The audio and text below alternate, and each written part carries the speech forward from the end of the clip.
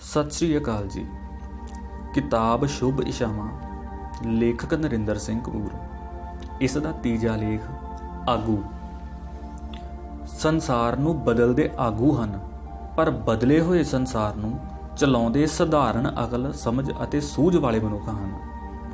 ਧਰਮਾਂ ਦਾ ਆਰੰਭ ਪੁਰਸ਼ਾਂ ਨੇ ਕੀਤਾ ਹੈ, ਪਰ ਉਹਨਾਂ ਨੂੰ ਫੈਲਾਇਆ, ਵਿਸਤਾਰਿਆ ਅਤੇ ਜਿਉਂਦਾ ਇਸਤਰੀਆਂ ਨੇ ਰੱਖਿਆ ਹੈ। ਕੁਰਬਾਨੀ ਦਾ ਐਲਾਨ ਆਗੂ ਕਰਦੇ ਹਨ, ਪਰ ਕੁਰਬਾਨੀਆਂ ਦਿੰਦੇ ਆਮ ਲੋਕ ਹਨ। ਆਮ ਲੋਕਾਂ ਤੋਂ ਬਿਨਾਂ ਆਗੂਆਂ ਦਾ ਮਹੱਤਵ ਨਹੀਂ ਉਘੜਦਾ। ਇਸਤਰੀਆਂ ਤੋਂ ਬਿਨਾਂ ਪੁਰਸ਼ ਸਿਆਣੇ ਨਹੀਂ ਬਣਦੇ। ਪੁਰਸ਼ਾਂ ਤੋਂ ਬਿਨਾਂ ਇਸਤਰੀਆਂ ਵਿੱਚ ਸੱਜਣ ਫੱਬਣ ਦੀ ਇੱਛਾ ਨਹੀਂ ਉਪਜਦੀ। ਆਪਣਾ ਸਿਰ ਆਪ ਨਹੀਂ ਗੁੰਦਿਆ ਜਾ ਸਕਦਾ। ਆਗੂ ਤੋਂ ਬਿਨਾਂ ਨਾ ਸਾਡੀ ਨਜ਼ਰ ਉੱਚੀ ਉੱਠਦੀ ਹੈ ਅਤੇ ਨਾ ਸਾਨੂੰ ਨਵੇਂ ਦਿਸਹੱਦੇ ਵਿਖਾਈ ਦਿੰਦੇ ਹਨ। ਜ਼ਿੰਦਗੀ ਨੂੰ ਉਸ ਦੀ ਲੰਬਾਈ ਵਿੱਚ ਹੀ ਨਹੀਂ, ਉਸ ਦੀ ਡੂੰਘਾਈ ਵਿੱਚ ਵੀ ਵੇਖਣਾ ਚਾਹੀਦਾ ਹੈ। ਇਹ ਜਾਣਨ ਦੀ ਲੋੜ ਹੈ ਕਿ ਤੁਹਾਡੇ ਜਾਣ ਤੋਂ ਬਾਅਦ ਕਿਤਨਿਆਂ ਨੂੰ ਤੁਹਾਡੇ ਵਿੱਚ ਦਿਲਚਸਪੀ ਰਹੇਗੀ। ਜਿਨ੍ਹਾਂ ਦੇ ਤੁਸੀਂ ਆਗੂ ਹੋ, ਉਹ ਤੁਹਾਡੀ ਘਾਟ ਮਹਿਸੂਸ ਕਰਨਗੇ। ਕੌਮਾਂ ਦਾ ਵਿਹਾਰ ਵਿਅਕਤੀਆਂ ਦੇ ਵਿਹਾਰ ਦਾ ਹੀ ਵੱਡਾ ਰੂਪ ਹੁੰਦਾ ਹੈ। ਕਿਸੇ ਕੌਮ ਦੇ ਕਾਰਨਾਮੇ ਉਸ ਕੌਮ ਵਿਚਲੀ ਜੀਵਨ ਪੱਧਰ ਨੂੰ ਨਿਰਧਾਰਤ ਕਰਦੇ ਹਨ। ਮਹਾਨ ਆਗੂ ਵੱਡੀਆਂ ਆਫਤਾਂ ਨੂੰ ਅੱਗੋਂ ਮਿਲਦੇ ਹਨ, ਪਰ ਕਈ ਵਾਰੀ ਆਗੂ ਹੀ ਸਮਾਜ ਅਤੇ ਕੌਮ ਲਈ ਸਭ ਤੋਂ ਵੱਡੀ ਮੁਸੀਬਤ ਹੋ ਨਿਬੜਦੇ ਹਨ। ਪਹਿਲਾਂ ਮੂਰਤੀਕਾਰ ਆਏ, ਫਿਰ ਮੂਰਤੀ ਤੋੜ ਆਏ, ਪਰ ਅੱਜ ਮੂਰਤੀ ਚੋਰਾਂ ਦਾ ਯੁੱਗ ਹੈ। ਕੋਈ ਵੀ ਕੌਮ ਨਿਰੰਤਰ ਸੰਤੁਲਨ ਦੀ ਅਵਸਥਾ ਵਿੱਚ ਨਹੀਂ ਵਿਚਰ ਸਕਦੀ। ਉਹ ਜਾਂ ਨਿੱਘਰਦੀ ਹੈ ਜਾਂ ਉੱਭਰਦੀ ਹੈ। ਖੁਸ਼ਹਾਲੀ ਨਾਲ ਕੋਈ ਦੁਖੀ ਨਹੀਂ ਹੁੰਦਾ, ਖੁਸ਼ਹਾਲੀ ਦੀ ਦੁਰਵਰਤੋਂ ਦੁਖੀ ਕਰਦੀ ਹੈ। ਇਵੇਂ ਹੀ ਅਕਲ ਨਾਲ ਕਿਸੇ ਪ੍ਰਕਾਰ ਦਾ ਨੁਕਸਾਨ ਨਹੀਂ ਹੁੰਦਾ, ਪਰ ਅਕਲ ਦੀ ਦੁਰਵਰਤੋਂ ਨੁਕਸਾਨ ਕਰਦੀ ਹੈ। ਰਾਜਨੀਤਿਕ ਸ਼ਕਤੀ ਆਗੂਆਂ ਨੂੰ ਭ੍ਰਿਸ਼ਟ ਨਹੀਂ ਕਰਦੀ, ਰਾਜਨੀਤਿਕ ਸ਼ਕਤੀ ਖੋਹੇ ਜਾਣ ਦਾ ਡਰ ਭ੍ਰਿਸ਼ਟ ਕਰਦਾ ਹੈ। ਜਦੋਂ ਕੁਝ ਵੀ ਮਹੱਤਵਪੂਰਨ ਕਰਨ ਦੀ ਸਮਰੱਥਾ ਨਾ ਹੋਵੇ ਤਾਂ ਆਗੂ ਅਕਸਰ ਕਿਸੇ ਨਿਗੂਣੇ ਮਸਲੇ ਜਾਂ ਖੇਤਰ ਨੂੰ ਚੁਣ ਲੈਂਦੇ ਹਨ ਅਤੇ ਆਪਣੇ ਮਹਾਨ ਅਤੇ ਰੁੱਝੇ ਹੋਣ ਦਾ ਭੁਲੇਖਾ ਸਿਰਜਦੇ ਹਨ। ਅਜਿਹੇ ਭ੍ਰਿਸ਼ਟ ਆਗੂ ਸਾਡੇ ਵਿਰਾਗ ਵਿੱਚ ਵਾਧਾ ਕਰਦੇ ਹਨ। ਇਹਨਾਂ ਨੂੰ ਮਿਲਣ ਨਾਲ ਸਾਡੀ ਨਿਰਾਸ਼ਤਾ ਵੱਧ ਜਾਂਦੀ ਹੈ। ਅਜਿਹੀ ਸਥਿਤੀ ਵਿੱਚ ਸਾਡੇ ਸੁਪਨਿਆਂ ਦੇ ਰੰਗ ਖੁਰ ਜਾਂਦੇ ਹਨ, ਸਾਡੀਆਂ ਖੁਸ਼ੀਆਂ ਘਬਰਾ ਜਾਂਦੀਆਂ ਹਨ, ਸਾਡੀਆਂ ਵਿਉਂਤਾਂ ਸੁੰਗੜ ਜਾਂਦੀਆਂ ਹਨ ਅਤੇ ਆਪਣੇ ਆਪ ਬਾਰੇ ਸਾਡੀ ਰਾਏ ਨੀਵੀਂ ਹੋ ਜਾਂਦੀ ਹੈ। ਜਦੋਂ ਸਾਡਾ ਦ੍ਰਿਸ਼ਟੀਕੋਣ ਨਿਰਾਸ਼ਾਵਾਦੀ ਹੋਵੇ ਤਾਂ ਮੌਤ ਦਾ ਡਰ ਵੱਧ ਜਾਂਦਾ ਹੈ। ਜਦੋਂ ਮੌਤ ਦਾ ਡਰ ਵੱਧ ਜਾਵੇ ਤਾਂ ਆਤਮਘਾਤ ਦੀ ਰੁਚੀ ਬਲਵਾਨ ਹੁੰਦੀ ਹੈ ਅਤੇ ਸਾਰਾ ਸਮਾਜ ਫਸਾਦ, ਕਤਲ ਅਤੇ ਖੁਦਗਰਜ਼ੀ ਦੇ ਮੁਹਾਵਰੇ ਵਿੱਚ ਨੁੱਚੜਦਾ ਹੈ। ਅਜਿਹੀ ਸਥਿਤੀ ਵਿੱਚ ਵਿਅਕਤੀ ਆਪਣੇ ਆਪ ਨੂੰ ਕੰਮ ਨਾਲ ਜੋੜਨ ਦੀ ਥਾਂ ਧੜਿਆਂ ਨਾਲ ਜੋੜਨ ਲੱਗ ਪੈਂਦੇ ਹਨ। ਧੜੇ ਸ਼ਕਤੀਸ਼ਾਲੀ ਹੁੰਦੇ ਜਾਂਦੇ ਹਨ, ਪਰ ਵਿਅਕਤੀ ਕਮਜ਼ੋਰ ਹੁੰਦੇ ਜਾਂਦੇ ਹਨ। ਕੰਮ ਪਛੜ ਜਾਂਦੇ ਹਨ ਅਤੇ ਕੰਮ ਦੀ ਇੱਛਾ ਕਮਜ਼ੋਰ ਪੈਂਦੀ ਜਾਂਦੀ ਹੈ। ਅਜਿਹੇ ਵਾਤਾਵਰਣ ਵਿੱਚ ਜਦੋਂ ਵੀ ਕੋਈ ਵਿਅਕਤੀ ਕੁਝ ਕਹਿੰਦਾ ਹੈ, ਉਸ ਨਾਲ ਜਾਂ ਉਹ ਕਿਸੇ ਪ੍ਰਤੀ ਵਿਰੋਧ ਪ੍ਰਗਟਾ ਰਿਹਾ ਹੁੰਦਾ ਹੈ ਜਾਂ ਆਪਣੇ ਆਪ ਨੂੰ ਸਹੀ ਸਿੱਧ ਕਰਨ ਦਾ ਯਤਨ ਕਰ ਰਿਹਾ ਹੁੰਦਾ ਹੈ।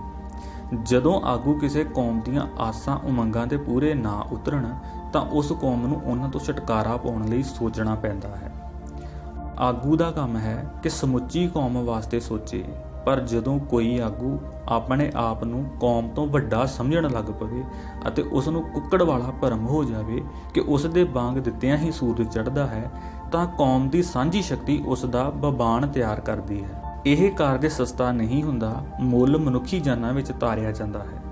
ਇਤਿਹਾਸ ਜਦੋਂ ਵੀ ਆਪਣੇ ਆਪ ਨੂੰ ਦੁਹਰਾਉਂਦਾ ਹੈ ਤਾਂ ਸਮਾਜ ਨੂੰ ਪਹਿਲਾਂ ਨਾਲੋਂ ਦੁੱਗਣੀ ਤਿੱਗਣੀ ਕੀਮਤ ਤਾਰਨੀ ਪੈਂਦੀ ਹੈ। ਜਿਵੇਂ ਵਰਖਾ ਪਛੜ ਜਾਣ 'ਤੇ ਕਿਸਾਨ ਉਦਾਸ ਹੁੰਦਾ ਹੈ, ਉਵੇਂ ਸਮੱਸਿਆਵਾਂ ਨਾ ਸੁਲਝਣ ਉੱਤੇ ਸਾਡੇ ਆਗੂ ਉਦਾਸ ਹੋਣੇ ਚਾਹੀਦੇ ਹਨ, ਪਰ ਸਾਡੇ ਆਗੂ ਝੂਠੀਆਂ ਤਸੱਲੀਆਂ ਦੇ ਭਗਾਨੇ ਭਰ ਭਰ ਕੇ ਹਵਾ ਵਿੱਚ ਉਡਾ ਰਹੇ ਹਨ।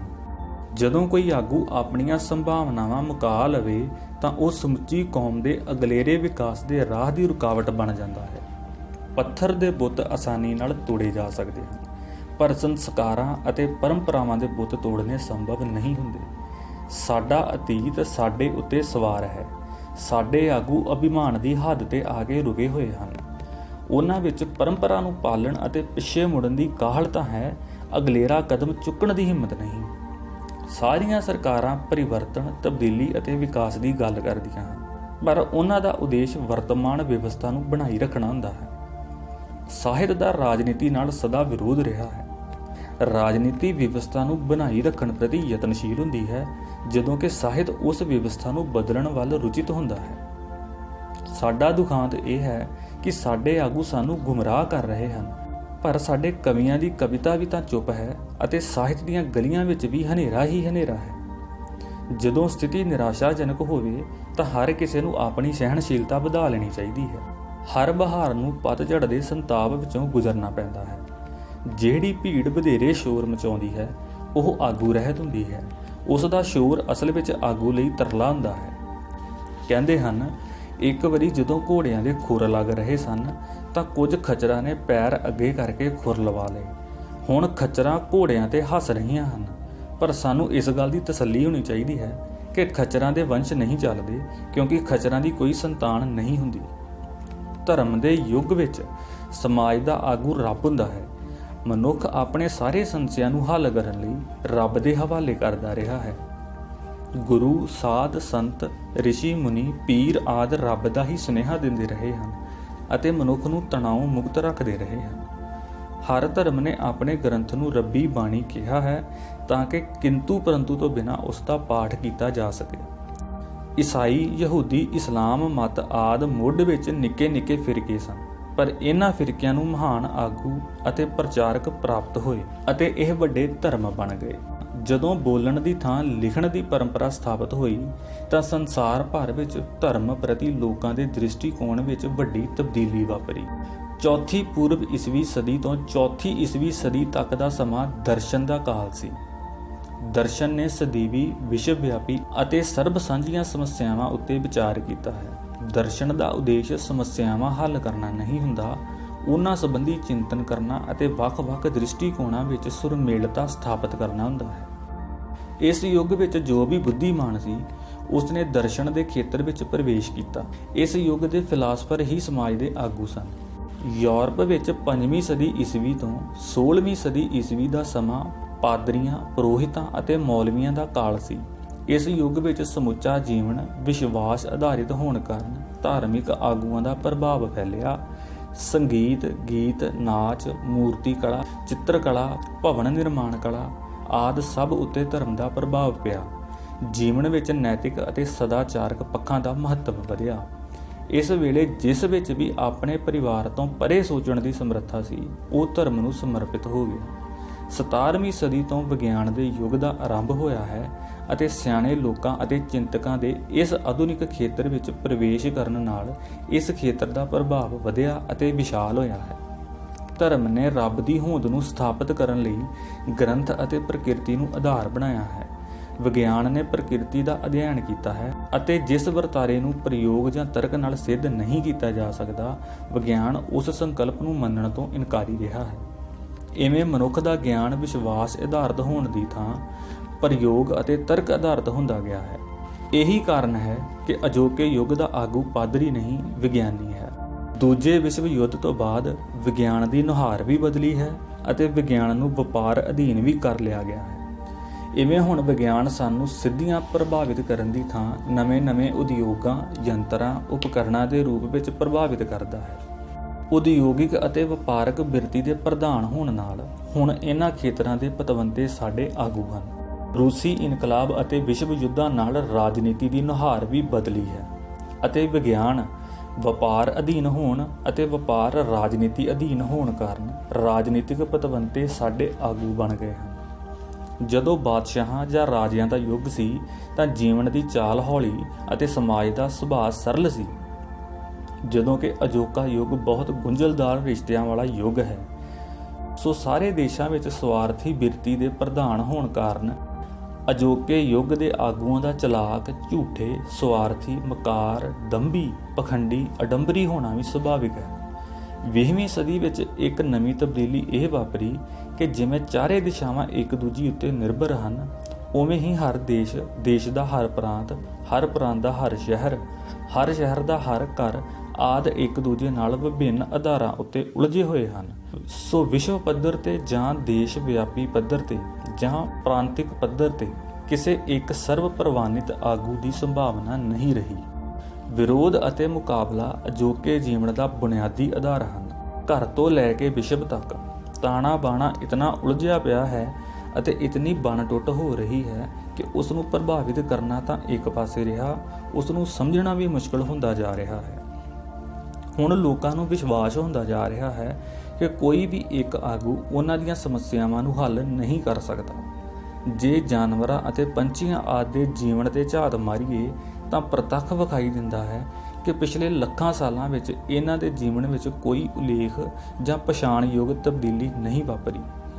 ਮਨੁੱਖ ਦੀ ਸਮੁੱਚੀ ਤਰੱਕੀ ਦਾ ਇੱਕ ਬੁਨਿਆਦੀ ਕਾਰਨ ਇਹ ਹੈ ਕਿ ਸਮੇਂ ਦੇ ਬੀਤਣ ਨਾਲ ਨਵੀਆਂ ਪਰਿਸਥਿਤੀਆਂ ਅਨੁਸਾਰ ਇਹ ਆਪਣੇ ਆਪ ਨੂੰ ਢਾਲਦਾ ਗਿਆ ਹੈ।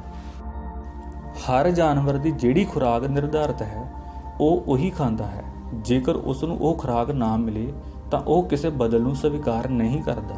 ਸ਼ੇਰ ਕਿਤਨਾ ਵੀ ਭੁੱਖਾ ਹੋਵੇ ਉਹ ਘਾਹ ਨਹੀਂ ਖਾਵੇਗਾ। ਜਿਹੜੇ ਜਾਨਵਰ ਘਾਹ ਖਾਂਦੇ ਹਨ ਉਹ ਮਰ ਜਾਣਗੇ ਪਰ ਮਾਸ ਨਹੀਂ ਖਾਣਗੇ। ਕੇਵਲ ਮਨੁੱਖ ਹੀ ਇੱਕ ਅਜਿਹਾ ਜੀਵ ਹੈ ਜਿਸ ਨੇ ਖੁਰਾਕ ਦੀ ਬੰਦਿਸ਼ ਨੂੰ ਤੋੜਿਆ ਹੈ ਅਤੇ ਹਰ ਪ੍ਰਕਾਰ ਦੀ ਖੁਰਾਕ ਨਾਲ ਜੀਵਤ ਰਹਿ ਸਕਦਾ ਹੈ। ਇਸ ਬੰਦਿਸ਼ ਨੂੰ ਤੋੜਨ ਤੋਂ ਬਾਅਦ ਉਹ ਹਰ ਬੰਦਿਸ਼ ਅਤੇ ਰੁਕਾਵਟ ਨੂੰ ਉਲੰਘਦਾ ਗਿਆ ਹੈ। ਸੋ ਇਸ ਯੋਗਤਾ ਕਾਰਨ ਹੀ ਮਨੁੱਖ ਹਰ ਪ੍ਰਕਾਰ ਦੇ ਵਾਤਾਵਰਣ ਅਤੇ ਹਰ ਤਾਪਮਾਨ ਵਿੱਚ ਵਿਚਰਨ ਦੇ ਸਮਰੱਥ ਹੋਇਆ ਹੈ ਅਤੇ ਸਮੁੱਚੇ ਜੀਵ ਜੰਤੂ ਜਗਤ ਦਾ ਆਗੂ ਬਣ ਗਿਆ ਹੈ। ਬਹੁਤ ਸਦੀਆਂ ਪਹਿਲਾਂ ਜਦੋਂ ਚੀਨ ਵਿੱਚ ਕਾਲ ਪੈ ਗਿਆ ਤਾਂ ਚੂਹੇ, ਕਿਰਲੀਆਂ, ਸੱਪ ਆਦਿ ਵੀ ਖਾਧੇ ਜਾਣ ਲੱਗ ਪਏ। ਉਦੋਂ ਇਹ ਸੰਕਲਪ ਉਸਾਰਿਆ ਗਿਆ ਕਿ ਜਿਸ ਕਿਸੇ ਜੀਵ ਦੀ ਪਿੱਠ ਅਸਮਾਨ ਵੱਲ ਹੈ ਉਹ ਖਾਣਯੋਗ ਹੈ। ਇਸ ਸੰਕਲਪ ਅਧੀਨ ਹੀ ਕੇਵਲ ਮਨੁੱਖ ਦੀ ਪਿੱਠ ਅਸਮਾਨ ਵੱਲ ਨਾ ਹੋਣ ਕਾਰਨ ਮਨੁੱਖ ਤੋਂ ਸਿਵਾਏ ਹਰ ਜੀਵ ਜੰਤੂ ਉਹਨਾਂ ਦੀ ਖੁਰਾਕ ਬਣਿਆ ਹੈ। ਸਾਡੇ ਆਪਣੇ ਦੇਸ਼ ਵਿੱਚ ਕਾਲ ਪੈਣ ਦੇ ਡਰ ਨੂੰ ਧਿਆਨ ਵਿੱਚ ਰੱਖਦਿਆਂ ਵਰਤ ਰੱਖਣ ਦਾ ਪ੍ਰਚਾਰ ਹੋਇਆ ਹੈ। ਜੇ ਲੋਕਾਂ ਨੂੰ ਵਰਤ ਰੱਖਣ ਲਈ ਸਿੱਧਿਆਂ ਕਿਹਾ ਜਾਵੇ ਤਾਂ ਉਹ ਕਦੇ ਵੀ ਨਾ ਰੱਖਣ। ਆਗੂਆਂ ਨੇ ਆਪ ਉਦਾਹਰਨਾਂ ਸਥਾਪਿਤ ਕਰਕੇ ਅਤੇ ਵਰਤ ਨੂੰ ਆਤਮਾ ਦੀ ਸ਼ੁੱਧੀ ਨਾਲ ਜੋੜ ਕੇ ਲੋਕਾਂ ਨੂੰ ਸਵੈ ਇੱਛਾ ਨਾਲ ਭੁੱਖੇ ਰਹਿਣ ਲਈ ਪ੍ਰੇਰਿਆ। ਉਸ ਯੁੱਗ ਦੇ ਆਗੂ ਜੋ ਕਹਿੰਦੇ ਸਨ ਉਹ ਕਰਦੇ ਸਨ ਅਤੇ ਜੋ ਕਰਦੇ ਸਨ ਉਹੀ ਕਹਿੰਦੇ ਸਨ। ਉਹਨਾਂ ਦੇ ਬਚਨ ਅਤੇ ਕਰਮ ਵਿੱਚ ਇੱਕ ਸੁਰਤਾ ਸੀ। ਉਹਨਾਂ ਦੀ ਜੀਵਨ ਜਾਚ ਉਸ ਸਮੇਂ ਸਭ ਨੂੰ ਵਿਖਾਈ ਦਿੰਦੀ ਸੀ। ਮੁਸਲਮਾਨਾਂ ਨੂੰ ਲੰਮੇ ਅਰਸੇ ਤੱਕ ਯਹੂਦੀਆਂ ਅਤੇ ਈਸਾਈਆਂ ਦੀ ਵਿਰੋਧਤਾ ਦਾ ਸਾਹਮਣਾ ਕਰਨਾ ਪਿਆ ਹੈ ਅਤੇ ਉਹਨਾਂ ਦੇ ਹਮਲਿਆਂ ਤੋਂ ਆਪਣੀ ਰੱਖਿਆ ਕਰਨੀ ਪਈ ਹੈ। ਯਹੂਦੀਆਂ, ਈਸਾਈਆਂ ਅਤੇ ਮੁਸਲਮਾਨਾਂ ਨੂੰ ਲੰਮੀ ਲੜਾਈ ਲੜਨ ਦੇ ਯੋਗ ਬਣਾਉਣ, ਲੰਮੀ ਘੇਰੇਬੰਦੀ ਵਿੱਚ ਜਿਉਂਦੇ ਰਹਿਣ ਦੇ ਯੋਗ ਕਰਨ ਆਦਿ ਲਈ ਅਭਿਆਸ ਵਜੋਂ ਰੋਜ਼ੇ ਰੱਖਣ ਦੀ ਸਿੱਖਿਆ ਦਿੱਤੀ ਗਈ। ਇਹਨਾਂ ਧਰਮਾਂ ਦੇ ਆਗੂਆਂ ਨੇ ਆਪ ਰੋਜ਼ੇ ਰੱਖੇ ਅਤੇ ਆਪਣੀ ਉਦਾਹਰਣ ਨਾਲ ਦੂਜਿਆਂ ਨੂੰ ਪ੍ਰਭਾਵਿਤ ਕੀਤਾ। ਅਜੋਕੇ ਯੁੱਗ ਦੀ ਸਥਿਤੀ ਵੱਖਰੀ ਹੈ। ਸਾਡੇ ਆਗੂ ਸਧਾਰਨ ਲੋਕਾਂ ਦੀ ਮਿਹਨਤ ਨੂੰ ਲਾਪਰਵਾਹੀ ਨਾਲ ਖਰਚ ਕਰ ਰਹੇ ਹਨ ਅਤੇ ਜੀਵਨ ਜਿਉਣ ਦੀਆਂ ਜਿਹੜੀਆਂ ਉਦਾਹਰਣਾਂ ਉਹ ਸਥਾਪਿਤ ਕਰ ਰਹੇ ਹਨ ਉਹ ਉਤਸ਼ਾਹਜਨਕ ਨਹੀਂ ਹਨ। ਇਸ ਕਰਕੇ ਸਾਡੇ ਉੱਤੇ ਸਾਡੇ ਆਗੂਆਂ ਦਾ ਕੋਈ ਨੈਤਿਕ ਪ੍ਰਭਾਵ ਨਹੀਂ ਰਿਹਾ। ਅਜੋਕਾ ਯੁੱਗ ਆਪਣੇ ਆਗੂਆਂ ਤੋਂ ਨਿਰਾਸ਼ ਅਤੇ ਪਰੇਸ਼ਾਨ ਹੈ। ਜੇ ਗੁਰੂ ਮਦਾਰੀ ਹੋਣ ਤਾਂ ਚੇਲੇ ਜਮੂਰੇ ਅਖਵਾਉਂਦੇ ਹਨ। ਜੇ ਆਗੂ ਮਕਾਰ ਹੋਣ ਤਾਂ ਉਹ ਚਾਪਲੂਸਾਂ ਵਿੱਚ ਘਿਰ ਜਾਂਦੇ ਹਨ। ਪਰਿਵਾਰ ਸਮਾਜ ਦੀ ਮੁੱਢਲੀ ਇਕਾਈ ਹੁੰਦਾ ਹੈ ਜਿਸ ਵਿੱਚ ਪਿਤਾ ਆਗੂ ਅਤੇ ਮਾਤਾ ਪ੍ਰਬੰਧਕ ਹੁੰਦੀ ਹੈ। ਸ਼ਿਕਾਰ ਯੁੱਗ ਵਿੱਚ ਵੀ ਪੁਰਸ਼ ਸ਼ਿਕਾਰ ਕਰਿਆ ਕਰਦਾ ਸੀ ਅਤੇ ਇਸਤਰੀ ਉਸ ਨੂੰ ਰਿੰਨਣ ਪਕਾਉਣ ਦਾ ਕਾਰਜ ਕਰਦੀ ਸੀ। ਪਰਿਵਾਰ ਦੇ ਜੀਵਨ ਵਿੱਚ ਉਹਨਾਂ ਸਾਰੀਆਂ ਸਮੱਸਿਆਵਾਂ ਦੇ ਝਲਕਾਰੇ ਮਿਲਦੇ ਹਨ ਜਿਨ੍ਹਾਂ ਦਾ ਸੰਸਾਰ ਨੂੰ ਸਾਹਮਣਾ ਕਰਨਾ ਪੈਂਦਾ ਹੈ। ਪਰਿਵਾਰ ਆਗੂ ਤੋਂ ਬਿਨਾਂ ਨਹੀਂ ਚੱਲਦਾ। ਜਦੋਂ ਪਤੀ ਇਹ ਫਰਜ਼ ਨਿਭਾਉਣ ਤੋਂ ਇਨਕਾਰੀ ਹੋਵੇ ਤਾਂ ਪਤਨੀ ਨੂੰ ਆਗੂ ਬਣਨਾ ਪੈਂਦਾ ਹੈ। ਅਜੋਕੀ ਪਤਨੀ ਸੋਚਦੀ ਹੈ, ਅਜੋਕੀ ਜਨਤਾ ਵੀ ਸੋਚਦੀ ਹੈ। ਜਦੋਂ ਆਗੂ ਵਧੀਕੀ ਕਰਦਾ ਹੈ ਤਾਂ ਉਸ ਦਾ ਵਿਰੋਧ ਹੁੰਦਾ ਹੈ। ਇੱਕ ਵਾਰ ਇੱਕ ਪਤੀ ਨੇ ਆਪਣੀ ਆਦਤ ਅਨੁਸਾਰ ਜਦੋਂ ਪਤਨੀ ਉੱਤੇ ਹੱਥ ਚੁੱਕਿਆ ਤਾਂ ਜਵਾਨ ਹੋ ਰਹੇ ਪੁੱਤਰ ਨੇ ਉੱਠਿਆ ਹੋਇਆ ਹੱਥ ਫੜ ਲਿਆ ਸੀ ਅਤੇ ਉਸ ਪਲ ਪਰਿਵਾਰ ਦੇ ਸਾਰੇ ਜੀਆਂ ਦੀ ਪਰਿਭਾਸ਼ਾ ਬਦਲ ਗਈ ਸੀ। ਅਜੋਕੀ ਸੋਚਵਾਨ ਪਤਨੀ ਸੋਚਵਾਨ ਜਨਤਾ ਵਾਂਗ ਵੱਖਰੀ ਭਾਂਤ ਦੇ ਆਗੂ ਦੀ ਉਡੀਕ ਵਿੱਚ ਹੈ। ਜਿੱਥੇ ਤਲਾਕ ਦੇ ਝਗੜੇ ਹਨ ਉੱਥੇ ਵਾਸਤਵ ਵਿੱਚ ਵਾਂਗਡੋਰ ਸੰਭਾਲਣ, ਆਗੂ ਬਣਨ ਅਤੇ ਸਵੀਕਾਰ ਕੀਤੇ ਜਾਣ ਦੀ ਸਮੱਸਿਆ ਹੈ। ਪਿਆਰ ਦੇ ਰਿਸ਼ਤੇ ਵਿੱਚ ਵੀ ਇੱਕ ਧਿਰ ਆਗੂ ਦੇ ਫਰਜ਼ ਨਿਭਾਉਂਦੀ ਹੈ ਅਤੇ ਦੂਜੀ ਧਿਰ ਸਾਂਝੇ ਨਿਰਣਿਆਂ ਤੇ ਅਮਲ ਕਰਦੀ ਹੈ। ਜਦੋਂ ਵੀ ਅਸੀਂ ਕਿਸੇ ਨੂੰ ਮਿਲਦੇ ਹਾਂ ਤਾਂ ਸਭ ਤੋਂ ਪਹਿਲਾਂ ਇਹ ਨਿਰਧਾਰਿਤ ਕੀਤਾ ਜਾਂਦਾ ਹੈ ਕਿ ਆਗੂ ਕਿਹੜਾ ਹੈ, ਕਿਸ ਨੇ ਨਿਰਣਾ ਕਰਨਾ ਹੈ, ਕਿਸ ਨੇ ਨਿਰਣਾ ਮੰਨਣਾ ਹੈ। ਜਦੋਂ ਤੱਕ ਇਹ ਫੈਸਲਾ ਨਾ ਹੋਵੇ ਅਗਲੇਰੀ ਕਾਰਵਾਈ ਸੰਭਵ ਨਹੀਂ ਹੁੰਦੀ। ਬੱਚਿਆਂ ਦੀਆਂ ਖੇਡਾਂ ਖੇਡਾਂ ਹੀ ਨਹੀਂ ਹੁੰਦੀਆਂ, ਉਹਨਾਂ ਦੇ ਇਰਾਦਿਆਂ ਦੀ ਨੁਮਾਇਸ਼ ਵੀ ਹੁੰਦੀਆਂ ਹਨ। ਜਦੋਂ ਉਹਨਾਂ ਨੂੰ ਆਗੂ ਲੱਭ ਪਵੇ ਉਹ ਉਸ ਦੀ ਫੌਜ ਬਣ ਜਾਂਦੇ ਹਨ। ਜਦੋਂ ਉਹਨਾਂ ਨੂੰ ਮੁਰਸ਼ਿਦ ਲੱਭ ਪਵੇ ਉਹ ਮੁਰੀਦ ਬਣ ਜਾਂਦੇ ਹਨ। ਜਦੋਂ ਉਹਨਾਂ ਨੂੰ ਪੈਰੋਕਾਰ ਲੱਭ ਪੈਣ ਉਹ ਗੁਰੂ ਬਣ ਜਾਂਦੇ ਹਨ। ਜਦੋਂ ਸਾਨੂੰ ਕੋਈ ਯੋਗ ਉਸਤਾਦ ਲੱਭ ਪਵੇ ਤਾਂ ਸਾਡਾ ਸ਼ਾਗਿਰਦ ਬਣਨ ਨੂੰ ਮਨ ਕਰਦਾ ਹੈ। ਜੀਵਨ ਦੇ ਲਗਭਗ ਹਰ ਖੇਤਰ ਵਿੱਚ ਸਾਡੀ ਵੰਗਾਰ ਹੁੰਦੀ ਹੈ, ਜਾਂ ਸਾਨੂੰ ਪਿੱਛੇ ਲਾ ਲਵੋ ਜਾਂ ਸਾਡੇ ਪਿੱਛੇ ਲੱਗ ਜਾਵੋ। ਬੱਚਿਆਂ ਲਈ ਪਿਤਾ ਇੱਕ ਸੁਭਾਵਿਕ ਆਗੂ ਉਸਤਾਦ ਹੁੰਦਾ ਹੈ। ਇੱਕ ਬੱਚੇ ਨੇ ਜਦੋਂ ਇੱਕ ਭਾਰੀ ਪੱਥਰ ਚੁੱਕਣ ਦਾ ਯਤਨ ਕੀਤਾ ਤਾਂ ਚੁੱਕ ਨਾ ਸਕਿਆ। ਪਿਤਾ ਨੇ ਪੁੱਛਿਆ, ਕੀ ਤੈਨੂੰ ਵਿਸ਼ਵਾਸ ਹੈ ਕਿ ਤੂੰ ਪੱਥਰ ਚੁੱਕਣ ਸਮੇਂ ਸਾਰੀ ਸ਼ਕਤੀ ਲਾਈ ਸੀ? ਬੱਚੇ ਨੇ ਮੁੜ ਯਤਨ ਕੀਤਾ ਅਤੇ ਚੁੱਕ ਲਿਆ। ਇਵੇਂ ਪਿਤਾ ਨੇ ਆਗੂ ਦਾ ਰੋਲ ਨਿਭਾਇਆ ਅਤੇ ਬੱਚੇ ਦੀ ਛੁਪੀ ਸ਼ਕਤੀ ਜਗਾ ਦਿੱਤੀ। ਬੱਚਿਆਂ ਨੂੰ ਪ੍ਰੇਰਕਾਂ ਦੀ ਲੋੜ ਹੁੰਦੀ ਹੈ, ਆਲੋਚਕਾਂ ਦੀ ਨਹੀਂ। ਜਦੋਂ ਅਸੀਂ ਕਿਸੇ ਨੂੰ ਆਪਣਾ ਆਗੂ ਮੰਨ ਲੈਂਦੇ ਹਾਂ ਤਾਂ ਅਸੀਂ ਬਹੁਤ ਸਾਰੇ ਸੰਸ਼ਿਆਂ ਤੋਂ ਮੁਕਤ ਹੋ ਜਾਂਦੇ ਹਾਂ। ਸਾਡੇ ਵਿਸ਼ਵਾਸ ਦੇ ਅਨੁਪਾਤ ਵਿੱਚ ਆਗੂ ਦੀ ਯੋਗਤਾ ਅਤੇ ਸ਼ਕਤੀ ਵਿੱਚ ਵਾਧਾ ਹੁੰਦਾ ਹੈ। ਘਰ ਅਤੇ ਸਕੂਲ ਤੋਂ ਮਗਰੋਂ ਸਾਡੇ ਲਈ ਸਭ ਤੋਂ ਵੱਧ ਮਹੱਤਵਪੂਰਨ ਥਾਂ ਉਹ ਹੁੰਦੀ ਹੈ ਜਿਸ ਨਾਲ ਸਾਡੀ ਉਪਜੀਵਕਾ ਜੁੜੀ ਹੁੰਦੀ ਹੈ। ਸਾਡਾ ਸਭ ਤੋਂ ਵੱਧ ਕੀਮਤੀ ਸਮਾਂ ਇਸੇ ਥਾਂ ਗੁਜ਼ਰਦਾ ਹੈ। ਇੱਥੇ ਆਗੂ ਦੀ ਸਮੱਸਿਆ ਬੜੀ ਗੰਭੀਰ ਹੁੰਦੀ ਹੈ। ਕੰਮ ਕਰਨ ਵਾਲੀ ਥਾਂ ਦੇ ਕੁਝ ਵਿਅਕਤੀ ਵਿੱਚ ਹੀ ਸਾਡੀ ਇੱਜ਼ਤ ਹੋਣੀ ਹੁੰਦੀ ਹੈ ਅਤੇ ਇਹਨਾਂ ਵਿੱਚ ਹੀ ਸਾਡੀ ਬੇਇੱਜ਼ਤੀ ਹੋਣੀ ਹੁੰਦੀ ਹੈ। ਕੰਮ ਚੋਰ ਬੰਦਾ ਕਦੇ ਆਗੂ ਨਹੀਂ ਬਣ ਸਕਦਾ। ਜੇ ਬਣ ਜਾਵੇ ਤਾਂ ਉਸ ਨੂੰ ਕੋਈ ਆਪਣਾ ਆਗੂ ਸਵੀਕਾਰ ਨਹੀਂ ਕਰਦਾ। ਅਜਿਹੇ ਆਗੂ ਸੰਸਥਾਵਾਂ ਅਤੇ ਸੰਗਠਨਾਂ ਨੂੰ ਡੋਬ ਦਿੰਦੇ ਹਨ। ਹਰ ਸੰਸਥਾ ਵਿੱਚ ਅਨੇਕਾਂ ਅਜਿਹੇ ਵਿਅਕਤੀ ਹੁੰਦੇ ਹਨ ਜਿਹੜੇ ਬਿਨਾਂ ਬਿਮਾਰ ਪਏ ਬਿਮਾਰੀ ਦੀ ਛੁੱਟੀ ਲੈਂਦੇ ਹਨ। ਇਹ ਆਪਣੀਆਂ ਅਸਫਲਤਾਵਾਂ ਲਈ ਦੂਜਿਆਂ ਨੂੰ ਦੋਸ਼ ਦਿੰਦੇ ਹਨ। ਇਹ ਅਫਵਾਹਾਂ ਫੈਲਾਉਂਦੇ ਹਨ, ਹੁਕਮ ਅਦੂਲੀ ਕਰਦੇ ਹਨ, ਗੱਲ ਨਾ ਮੰਨੇ ਜਾਣ ਤੇ ਲੜ ਪੈਂਦੇ ਹਨ ਅਤੇ ਲਾਈ ਲੱਗ ਹੋਣ ਕਾਰਨ ਹਰ ਕਿਸੇ ਨਾਲ ਝਗੜਦੇ ਹਨ। ਇਹਨਾਂ ਕੋਲ ਕੰਮ ਤੋਂ ਸਿਵਾਏ ਹਰ ਚੀਜ਼ ਲਈ ਵਕਤ ਹੁੰਦਾ ਹੈ। ਇਹ ਨੁਕਸ ਕੱਢੇ ਜਾਣਾ ਬਰਦਾਸ਼ਤ ਨਹੀਂ ਕਰਦੇ, ਸਮਝਾਏ ਜਾਣਾ ਸਹਿਣ ਨਹੀਂ ਕਰਦੇ, ਪਰ ਹਰ ਗੱਲ ਤੇ ਧੰਨਵਾਦ ਦੀ ਆਸ ਕਰਦੇ ਹਨ। ਇਹ ਆਗੂ ਤਾਂ ਬਣ ਜਾਂਦੇ ਹਨ ਪਰ ਯਥਾਰਥ ਤੋਂ ਭੱਜਦੇ ਹਨ। ਇਹਨਾਂ ਦੀ ਹੋਂਦ ਦੂਜਿਆਂ ਨੂੰ ਥਕਾ ਦਿੰਦੀ ਹੈ। ਕੰਮ ਕਰਨ ਵਾਲੀ ਹਰ ਥਾਂ ਉੱਤੇ ਕੁਝ ਵਿਅਕਤੀ ਅਜਿਹੇ ਹੁੰਦੇ ਹਨ ਜਿਨ੍ਹਾਂ ਨੇ ਸਵੇਰ ਦੇ ਰਾਗ ਨੂੰ ਸ਼ਾਮ ਵੇਲੇ ਅਲਾਪਣਾ ਹੁੰਦਾ ਹੈ। ਇਹ ਮਿਲ ਵਰਤਣ ਨਹੀਂ ਦਿੰਦੇ। ਇਹ ਆਪਣੇ ਕੰਮ ਅਤੇ ਵਿਸ਼ੇ ਤੋਂ ਇਲਾਵਾ ਸਭ ਕੁਝ ਜਾਣਦੇ ਹੁੰਦੇ ਹਨ। ਇਹਨਾਂ ਨੂੰ ਲਾਂਭੇ ਚਾਂਬੇ ਜਾਣਾ ਚੰਗਾ ਲੱਗਦਾ ਹੈ। ਇਹ ਬਿਨਾਂ ਛੁੱਟੀ ਲਏ ਛੁੱਟੀ ਤੇ ਚਲੇ ਜਾਂਦੇ ਹਨ ਅਤੇ ਬਣੇ ਨਿਯਮਾਂ ਨੂੰ ਜਾਣਬੁੱਝ ਕੇ ਤੋੜਦੇ ਹਨ। ਹਰ ਘਰ ਵਿੱਚ ਵੀ ਕੋਈ ਨਾ ਕੋਈ ਅਜਿਹਾ ਵਿਅਕਤੀ ਹੁੰਦਾ ਹੈ ਜਿਹੜਾ ਸਮੁੱਚੇ ਘਰ ਦੀ ਸੁਰਤਾਲ ਨੂੰ ਵਿਗਾੜਦਾ ਹੈ। ਅਜਿਹੇ ਵਿਅਕਤੀ ਕਿਸੇ ਦੀ ਪ੍ਰਾਪਤੀ ਦਾ ਆਦਰ ਈਰਖਾ ਨਾਲ ਕਰਦੇ ਹਨ। ਅਜਿਹੇ ਵਿਅਕਤੀਆਂ ਵਿੱਚ ਨਾ ਆਗੂ ਬਣਨ ਦੀ ਸਮਰੱਥਾ ਹੁੰਦੀ ਹੈ, ਨਾ ਪੈਰੋਕਾਰ ਬਣਨ ਦੀ ਸੰਭਾਵਨਾ। ਇਹਨਾਂ ਦੀ ਜਾਤ ਅਤੇ ਸੁਭਾਅ ਕੋਕੜੂ ਵਾਲਾ ਹੁੰਦਾ ਹੈ। ਇਹ ਕਿਸੇ ਸੁਰਤਾਲ ਦਾ ਭਾਗ ਨਹੀਂ ਬਣਦੇ। ਜਦੋਂ ਦੋਸਤ ਜਾਂ ਸਹੇਲੀਆਂ ਆਪਸ ਵਿੱਚ ਮਿਲ ਬੈਠਦੀਆਂ ਹਨ ਤਾਂ ਵੀ ਗੱਪਾਂ ਵਿੱਚ ਵੀ ਆਗੂ ਬਣਨ ਦਾ ਇੱਕ ਅਚੇਤ ਸੰਘਰਸ਼ ਚੱਲਦਾ ਹੈ। ਹੁਣ ਚੁਗਲੀਆਂ ਨੂੰ ਗੱਪਾਂ ਕਿਹਾ ਜਾਂਦਾ ਹੈ। ਚਾਹ ਅਤੇ ਪਕੌੜਿਆਂ ਨਾਲ ਚੁਗਲੀਆਂ ਅਤੇ ਗੱਪਾਂ ਵਧੇਰੇ ਦਿਲਚਸਪ ਹੋ ਜਾਂਦੀਆਂ ਹਨ। ਸਾਨੂੰ ਆਪਣੇ ਆਪ ਪ੍ਰਤੀ ਵਿਸ਼ਵਾਸ ਨਾ ਹੋਣ ਕਾਰਨ ਅਸੀਂ ਗੱਲਾਂ ਨਹੀਂ ਕਰਦੇ, ਗੱਪਾਂ ਮਾਰਦੇ ਹਾਂ ਤਾਂ ਕਿ ਆਪਣੇ ਬਾਰੇ ਦੂਜਿਆਂ ਦੀ ਰਾਏ ਜਾਣ ਸਕੀਏ। ਗੱਪਾਂ ਵਿੱਚ ਵੀ ਧੜੇਬੰਦੀ ਅਤੇ ਸ਼ਰੀਕੇ ਦੀ ਭਾਵਨਾ ਹੁੰਦੀ ਹੈ। ਗੱਡੀ ਵਿੱਚ ਬਹਿ ਕੇ ਕੀਤੀਆਂ ਹੋਈਆਂ ਗੱਲਾਂ ਦਾ ਸਿਰ ਪੈਰ ਨਹੀਂ ਹੁੰਦਾ, ਸੋ ਅਜਿਹੇ ਸਮੇਂ ਜ਼ਿੰਮੇਵਾਰੀ ਦੀ ਭਾਵਨਾ ਵੀ ਘੱਟ ਹੁੰਦੀ ਹੈ। ਚੁਗਲੀਆਂ ਬੰਦਿਆਂ ਸੰਬੰਧੀ ਹੁੰਦੀਆਂ ਹਨ, ਅਫਵਾਹਾਂ ਘਟਨਾਵਾਂ ਬਾਰੇ ਹੁੰਦੀਆਂ ਹਨ। ਚੁਗਲੀਆਂ ਅਤੇ ਅਫਵਾਹਾਂ ਰਲ ਕੇ ਗੱਪਾਂ ਬਣ ਜਾਂਦੀਆਂ ਹਨ। ਗੱਪਾਂ ਨਾਲ ਸਾਨੂੰ ਸਮਾਜ ਵਿੱਚ ਪ੍ਰਵਾਨਿਤ ਅਤੇ ਅਪ੍ਰਵਾਨਿਤ ਵਿਚਾਰਾਂ ਅਤੇ ਵਿਹਾਰਾਂ ਦਾ ਪਤਾ ਲੱਗਦਾ ਹੈ। ਗੱਪਾਂ ਅਤੀਤ ਬਾਰੇ ਹੁੰਦੀਆਂ ਹਨ, ਗੱਲਾਂ ਭਵਿੱਖ ਬਾਰੇ ਹੁੰਦੀਆਂ ਹਨ। ਗੱਪਾਂ ਵਿੱਚ ਮਨੋਰੰਜਨ ਹੁੰਦਾ ਹੈ, ਗੱਲਾਂ ਵਿੱਚ ਵਿਕਾਸ ਵਾਪਰਦਾ ਹੈ। ਗੱਲਾਂ ਨਾਲ ਅਸੀਂ ਆਪਣੇ ਆਪ ਬਾਰੇ ਦੱਸਦੇ ਹਾਂ ਅਤੇ ਦੂਜਿਆਂ ਬਾਰੇ ਜਾਣਦੇ ਹਾਂ। ਗੱਪਾਂ ਨਾਲ ਅਸੀਂ ਕੇਵਲ ਪ੍ਰਸੰਗ ਸਹਿਤ ਵਿਆਖਿਆ ਕਰਦੇ ਹਾਂ। ਗੱਪਾਂ ਰਾਹੀਂ ਅਸੀਂ ਦੂਜਿਆਂ ਉੱਤੇ ਹੱਸ ਕੇ ਵਾਰ ਕਰਦੇ ਹਾਂ। ਗੱਪਾਂ ਵਿੱਚ ਦੂਜਿਆਂ ਉੱਤੇ ਲਾਏ ਜਾਂਦੇ ਦੋਸ਼ਾਂ ਦੇ ਸਬੂਤ ਨਹੀਂ ਮੰਗੇ ਜਾਂਦੇ, ਸੋ ਵਾਤਾਵਰਣ ਖੁੱਲ੍ਹਾ ਡੁੱਲ੍ਹਾ ਹੋਣਾ ਸੁਭਾਵਿਕ ਹੈ। ਗੱਪਾਂ ਰਾਹੀਂ ਆਪਣੇ ਬਾਰੇ ਦੂਜਿਆਂ ਦੇ ਅਸਲੀ ਦ੍ਰਿਸ਼ਟੀਕੋਣ ਦਾ ਸਾਨੂੰ ਪਤਾ ਲੱਗਦਾ ਹੈ, ਸੋ ਹਰ ਕਿਸੇ ਦੀ ਇਹਨਾਂ ਗੱਪਾਂ ਵਿੱਚ ਦਿਲਚਸਪੀ ਹੁੰਦੀ ਹੈ। ਆਪਣੇ ਆਪ ਨੂੰ ਸਹੀ ਦਰਸਾਉਣ ਦਾ ਅਭਿਆਸ ਚੁਗਲੀਆਂ ਅਤੇ ਗੱਪਾਂ ਰਾਹੀਂ ਕੀਤਾ ਜਾਂਦਾ ਹੈ। ਗੱਪਾਂ ਵਿੱਚ ਲਾਏ ਦੋਸ਼ਾਂ ਤੋਂ ਮੁਕਰਨ ਵਿੱਚ ਸਾਨੂੰ ਪਰੇਸ਼ਾਨੀ ਨਹੀਂ ਹੁੰਦੀ। ਵੇਖਿਆ ਗਿਆ ਹੈ ਕਿ ਜਦੋਂ ਵੀ ਕੋਈ ਸਮੂਹ ਆਗੂ ਰਹਿਤ ਹੁੰਦਾ ਹੈ, ਉਸ ਦੇ ਵਿਹਾਰ ਦਾ ਪੱਧਰ ਡਿੱਗਦਾ ਹੈ ਅਤੇ ਅੰਤ ਵਿੱਚ ਸਮੁੱਚਾ ਵਿਹਾਰ ਬੇਮੁਹਾਰਾ ਹੋ ਨਿਬੜਦਾ ਹੈ। ਚੁਗਲਖੋਰਾਂ ਅਤੇ ਗੱਪੀਆਂ ਵਾਂਗ ਸਾਨੂੰ ਆਪਣਾ ਵਿਹਾਰ ਸੁਧਾਰਨ ਅਤੇ ਆਪਣੀ ਸ਼ਕਤੀ ਨੂੰ ਉਸਾਰੂ ਪਾਸੇ ਲਾਉਣ ਦੀ ਪ੍ਰੇਰਣਾ ਮਿਲਣੀ ਘਰ ਵਿੱਚ ਹੀ ਆਰੰਭ ਹੋ ਜਾਂਦੀ ਹੈ। ਅਤੇ ਵਿਦਿਅਕ ਸੰਸਥਾਵਾਂ ਵਿੱਚ ਇਹ ਕੰਮ ਨਿਪੁੰਨ ਹੱਥਾਂ ਵਿੱਚ ਦਿੱਤਾ ਜਾਂਦਾ ਹੈ ਤਾਂ ਕਿ ਅਸੀਂ ਯੋਗ ਅਗਵਾਈ ਪ੍ਰਾਪਤ ਕਰਕੇ ਸਯੋਗ ਆਗੂ ਬਣ ਸਕੀਏ। ਫੌਜ ਵਿੱਚ ਆਗੂ ਅਤੇ ਅਗਵਾਈ ਦਾ ਮਹੱਤਵ ਬਹੁਤ ਅਧਿਕ ਇਸ ਲਈ ਹੁੰਦਾ ਹੈ ਕਿਉਂਕਿ ਸਮੁੱਚੇ ਦੇਸ਼ ਦੀ ਸੁਰੱਖਿਆ ਦਾ ਪ੍ਰਸ਼ਨ ਸਭ ਦੇ ਸਾਹਮਣੇ ਹੁੰਦਾ ਹੈ।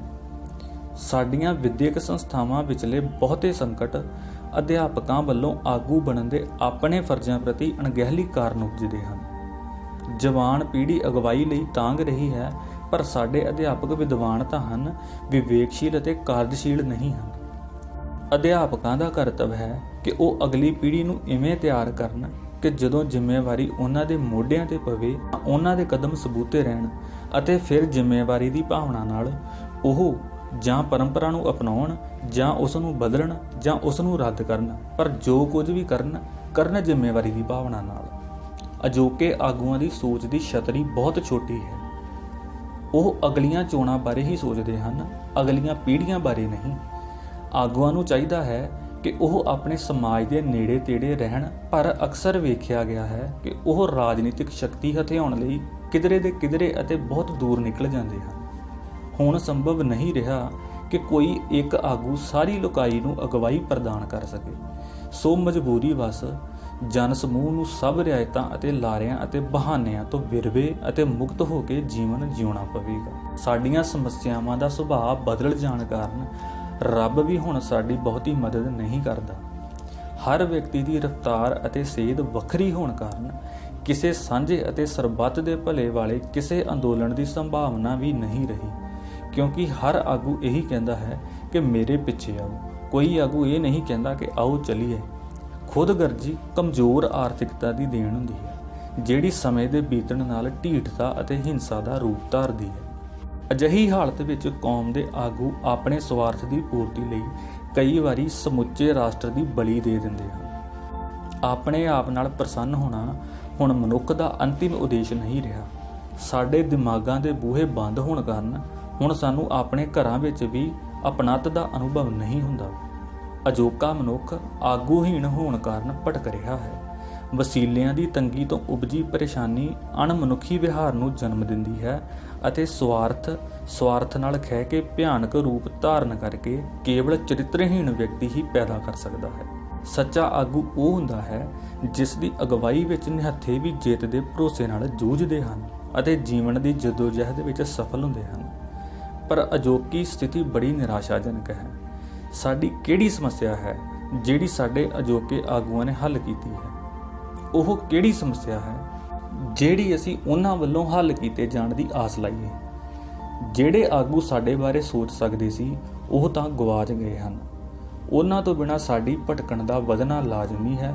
ਸਾਡੀ ਬਦਕਿਸਮਤੀ ਇਹ ਹੈ ਕਿ ਸਾਡੇ ਆਗੂ ਹੀ ਸਾਡੀ ਬਰਬਾਦੀ ਦਾ ਕਾਰਨ ਬਣ ਰਹੇ ਹਨ। ਇਹ ਦਰਦ ਸਾਨੂੰ ਹੰਢਾਉਣਾ ਹੀ ਪਵੇਗਾ, ਪਰ ਕਦੇ ਨਾ ਕਦੇ ਕਿਧਰੋਂ ਨਾ ਕਿਧਰੋਂ ਕੋਈ ਆਗੂ ਉੱਭਰੇਗਾ ਜਿਹੜਾ ਸਾਨੂੰ ਸਾਡੀਆਂ ਸੰਭਾਵਨਾਵਾਂ ਤੋਂ ਜਾਣੂ ਕਰਵਾਏਗਾ ਅਤੇ ਸਾਨੂੰ ਵਿਕਾਸ ਦੇ ਰਾਹ ਪਾਏਗਾ। ਸੋ ਇਸ ਦੇ ਨਾਲ ਹੀ ਇਹ ਲੇਖ ਵੀ ਖਤਮ ਹੁੰਦਾ ਹੈ। ਫਿਰ ਮਿਲਾਂਗੇ ਅਗਲੇ ਲੇਖ ਨਾਲ। ਧੰਨਵਾਦ।